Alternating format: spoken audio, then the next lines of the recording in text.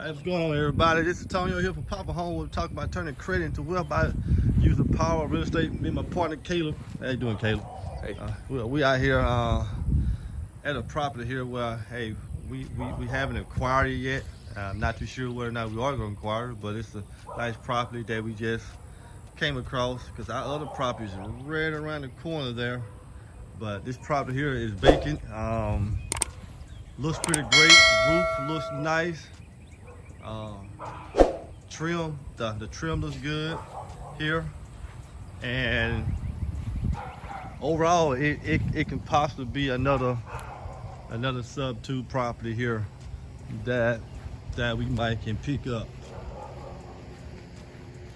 Go back here, take a look at the backyard here. Got a little carport here. We got a nice dog, and he's very nice. That unit looks pretty nice.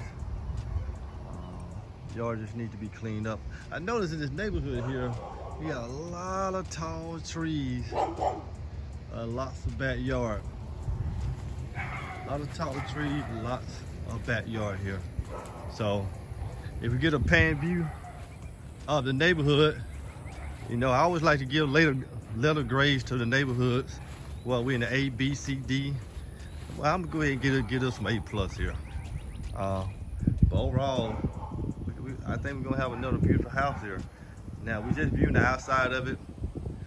We're waiting on the seller, and once the seller contact us back, we'll be able to get in this house and see what we got, because I think it's a good, solid property. I got a little of the information on it. I know it's a divorce situation. So the property is not distressed, it's the situation that's distressed. So sometimes in real estate, some people think that you gotta have the worst house on the block. That's how you find your deals. No, sometimes it can be a seller situation where someone passes away, lost a job, divorce. Unfortunately, these things happen. You know, as sure as someone moves into a house, things will happen over the years that sometimes beyond their control. So when that happens, properties like this here becomes, you know, a way for us to acquire these properties. You know, we most like to try to come in and pay cash for properties like this, but if we can't acquire cash, we like to go the sub 2 model. And I know a lot of you guys out there don't understand the sub 2 model, but me and Caleb just closed on the sub 2 model about I don't know, about 30 or 40 minutes ago. Pretty simple, good paperwork, but we did it at the attorney office, guys. So we did it the right way. We didn't just sit at the living room table signing stuff. We did it the right way. We had the right documents, and it went pretty smoothly. Actually, Caleb, I think this time, this one went a little smoother than the last one. It did. At person. Yeah. Yeah. I think this one went a little smoother than the last one.